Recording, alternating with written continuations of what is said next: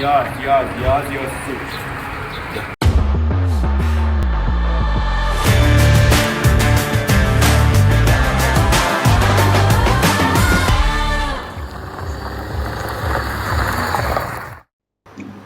درود بر همه عزیزان. داریم میریم خرید سفرمون رو انجام بدیم و میبینیم که هدف امیر چیه از این فیلم دیگه. هدف برای راه انداخته باشه. هدف اصلا بره چی داره فیلم میگیره بیکار نباشه، یادگاری بمونه. خب مثل اینکه هدفی در نیومد، ولی بریم که ببینیم چی میشه و تو فازهای مختلف ما شروع میکنیم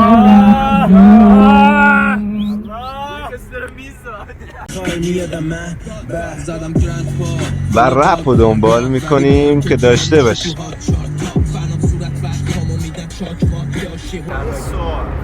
وکیل تو کل این مسیر وجدانا جاده را دیدی؟ آجی یه چیزایی یادم. آره این یه چیزایی یادشه.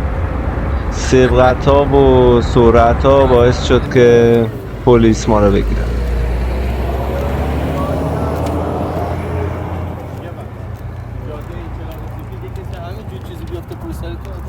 بله اینجا بچه ها دیگه دارن دستمال رو در میان از جیباشون و شروع شد. میلاد بگو، امیر بگو، پلیس بگو. نتیجه تموم شد. یهو پمپ بنزین کاپوت زد بالا و خراب شد. ما وایسادیم و کاپوت رو تنها شروع کردیم برای بستنمون. آقا امیرم برای بستن با حرف بزنم. ماشاءالله آقا جاموندی پلیس را وایسن و نمیدونم مشتم رفای بعدی میگیرم تو اینا داداش ایورشو بده من.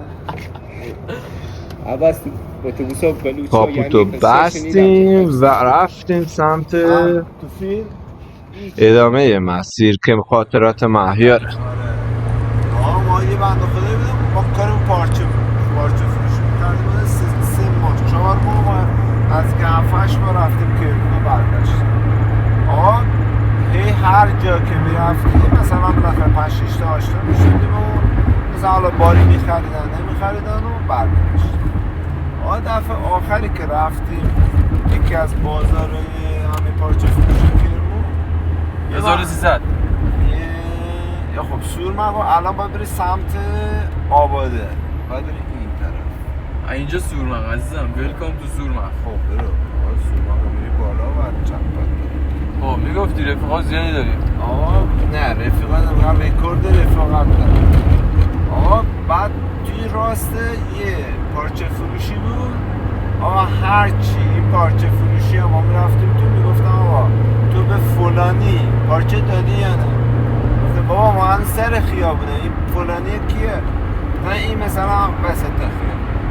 گفتم آقا حل. ما این زیگزاگی مغازه رو میرفتیم بدون استثنا میگفتن هرچی اون سفارش بده ما هم مثلا اون اگه یه تاقه سفارش بده تو 5 تا تاقه برام ما بفرست. مثلا آدمی این آدم که ما باید بریم. هر کدوم هم اطلاعات از اون مغازه میگرفته میگفتم آدم بد اخلاقیه نمیتونی باش اصلا حرف بزنی اینا میگفتم. رفتیم و پیداش کردیم. ما با ذهنیت خیلی مسموم رفتیم توی این مغازه که مثلا پرزنتش کنیم میگم آقا ما اینتر محصولی داریم اینجا. اینم رفتیم تو دیدیم این بنده خدا حساب مغازم دم در نشسته بود و این دیگه هیچ تا شاگردش هم سر زور. ما تا رفتیم تو یعنی اصلا سرشو بالا نیاورد. یعنی ما همین که رفتیم اینا اینجوری کرد با لهجه کرمونی نمیخوام و ما اینجوری کرد چی نمیخواد؟ هم گفت که من بار نمیخوام. تو من میدونی من چیزه.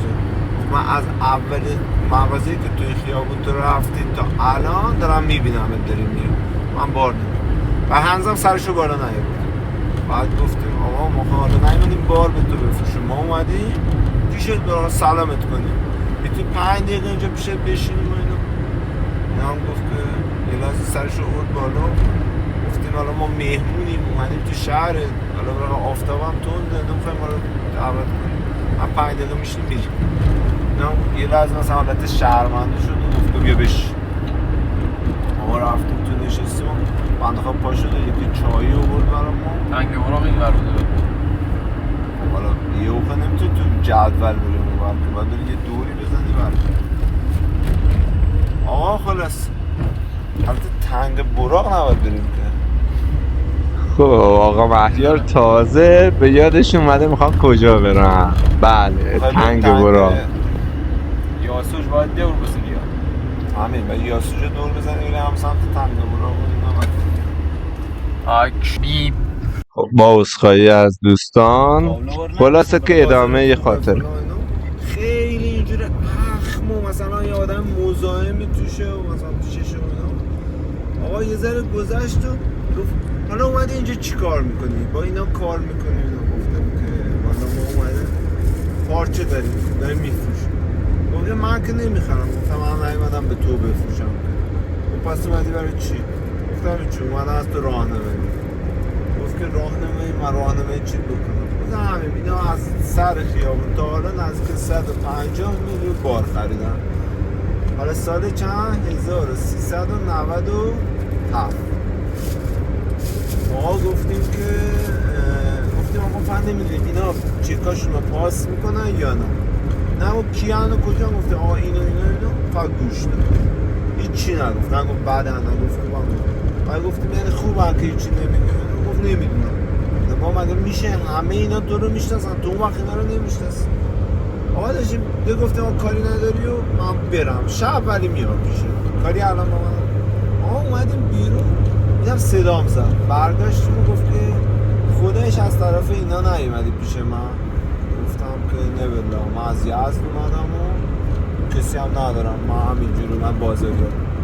این هم گفت که ببین به هیچ تا از اینا بار ندارم. گفتم یعنی چی؟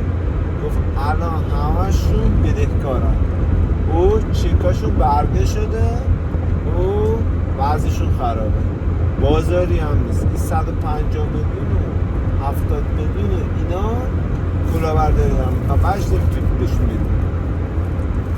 ما گذشت و ماخو رفتیم و شب برداشتیم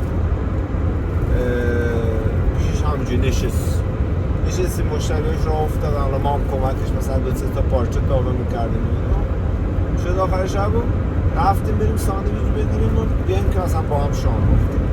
آقا انداخت به تعارف گفتم آقا این مهمونه من به خاطر کاری که زوری برای من کرد و من کاری نکردم. گفتم اگر من این بارو داده بودم الان من باید که اونجا زندگی بودم ولی تو کمکم کن. آقا خلاص ما اینو گرفتیم و بعد کرد به ما که آقا تو بگو چی دادی. آقا ما هیچی ندارم. نه تو بگو پارچه چی من بخوام بخوام.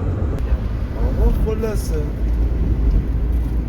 ما با این آدم الان 5 سال گرفتیم. میاد میره شمال زنگ ما بزنه یزد میاد میریم دور ما بریم کرمون باش بریم دور یعنی در حدی رفیق شده کلا هم از ما 3 تا داغه بیشتر نخریم. این رفیق شده یه چکی به ما داده نه پولی به ما داده یه سری هم پول کم آوردم زنگ زدم پولم داد. یعنی در این حد به آدمی که هیچ خودش هنه تعریف میکنه من موندم تو چی کار کردی من با تو رفیق شدم. ممنونم از شما که توجه ولی خیلی جالب خیلی همین مهمه که با یه آدمایی که مثلا بعد اخرادن و اینا ولی واقعا دل مهربونی دارم. نوشابه میدی بخورم؟ عزیزان سعی کنید برای اونایی که نوشابه لازمه خاطر کلا تعریف نکنید ببینیم چی میشه. امروز میشه 14 نه؟ 14 خرداد. اینا امیر یه جا با عبال اون بره وسا اون بره خلاصه با عبالی هم یه سری مذاکرات کردیم و حرکت کردیم و یه نقطه دیگه استوب کردیم تا بتونیم خستگی راننده رو بیاریم بیرون و میریم. روز هفته سر گذر محله جنجان و غوغا سر دل بره بنده از این میترسم برو بچه برو برو بچه برو کم بیا چشم و ابرو برو بچه برو برو بچه برو برو بچه برو کم بیا چشم و ابرو برو بچه برو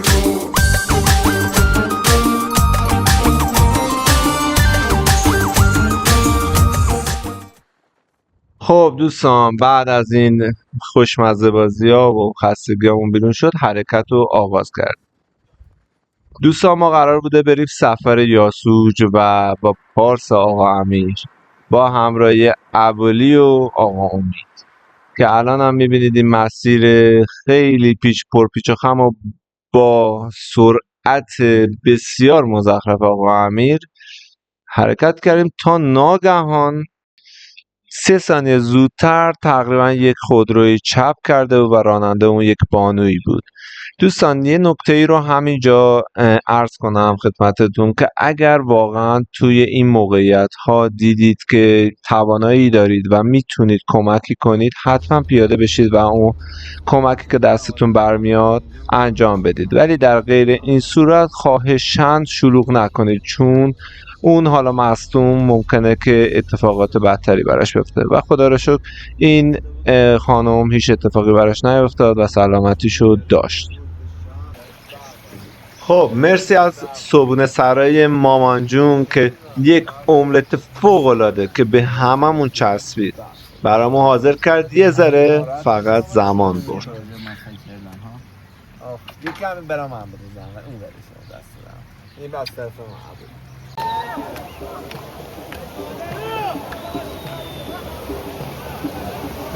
من مهیار هستم و اینجا جای فوق‌العاده دیوونه کننده است، یه جای بسیار زیبا که اومدیم داریم حال کنیم. فکر می‌کنی اسمش چیه؟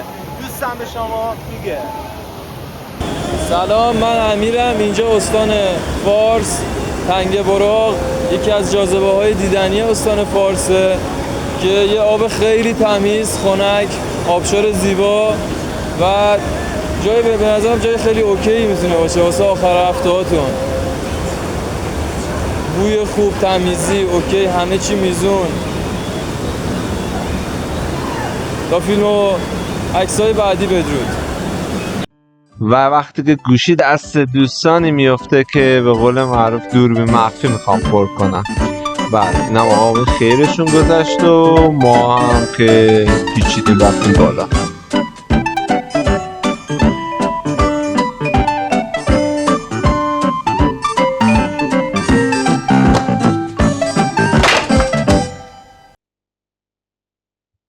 و قسمت خوشمزه و جذاب داستان، گوشه از تصویر آقا میلاد رو میبینید. اشاره تو برنامه بعدی بیشتر داریمشون. آقا امیدم فیلم بردارم از گشنگی دوربین دیگه در دست بقیه و خودشون دارن میخوان. و دوباره برمیگردیم بریم به هدف دوممون. از تنگ براق بیرون اومدیم و داریم میریم مقصد 2 خستگی. چای شما با پادپرم باشه، خدا برکت خدا تمومی نداره، پادپرم باشه. واسه یه دل خوشی کوچیک، واسه یه هم سفر ساده که باهاش بزنم جر بدم این جاده رو با موزیک. من دلم تنگه واسه یه دل خوشی کوچیک، واسه یه هم سفر ساده که باهاش بزنم جر بدم این جاده رو با موزیک. دوستان این سفر یاسوج ما تقریبا 3 روز طول کشید و با تقریبا 6 یا 7 ساعت خوابیدم و مقصد بعدیمون رو کسی میتونه اینجا حدس بزنه کامنت کنه برام. دوستان یه موردی که حالا در مورد سفر کردن بگم، بیشتر وقتا تورهایی که برگزار میشه خب مقصد و مبدأش مشخصه و برنامه روتینه، ولی سفرهای این شکلی بله نمیذارن. عرضم به حضور شما که هر اتفاقی که میفته و شاید یه لوکیشن هایی باشه که هیچ موقع هیچ توری به شما نشون نده، ولی خودتون برید میتونید اونا رو ببینید. و بله رسیدیم به نقطه دوم و مقصد نهایی. چیکار کردی با دلم وای، چیکار کردی با دلم وای، چیکار کردی با دلم وای. بذار بره اگه میگه بهتره من که دیگه جو ندارم اسخایی کنم حسش بخرم یه بگه دیگه. بذار بره اگه میخواد بخم یاره لگه زیاد رفتیم و چیکی پیچی بار لبوش میده تم سیگار روزنی و فیک حتی دوست داشتنش فیک حکتشو حفظم به خدا 700 تا میتیک مریضم من پرستار. رفقا من مهیار هستم و امیرم اینجا یه جای فوق العاده دیوونه کننده است که دور هم جمع خیس شده. میشیم از این بالا داره آب میریزه. ببینید اینجا اسمش هست تا مرادی که فکر کنین اینجا تا مرداد ماه یا تا مرداد ماه آب داره و برای همین این اسمو گذاشتم. جمعیت رو ببین داداش، جمعیت ریزونه اصلا اینجا. از اون ور آبشار داره میریزه پایین، آبشار از این ور داره آب میریزه رو سر ما و جمعیتی خالیه. هم که همه کیپ در کیپ نشستن به طور گلم نشون بده جمعیت رو بگیر، رو بگیر. فقط صدا بیرون زیاده که اصلا صدای آب نمیذاره که صدای بیاد. این صاحب اون ور هم نگاه کن، از سقف هم بگیر.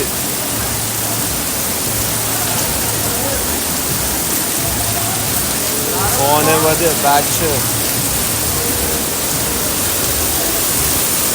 داشت برید تنین آب بزن.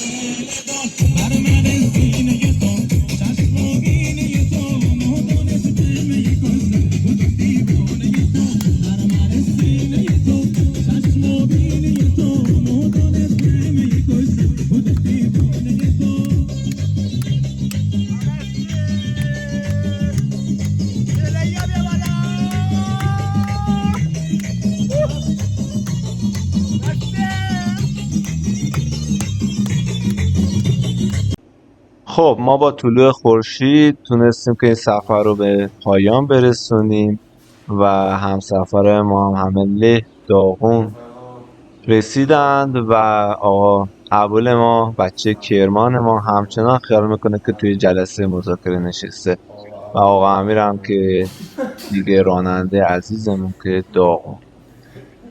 روز و شب بر همتون خوش و امیدوارم لحظه های خوبی داشته باشید.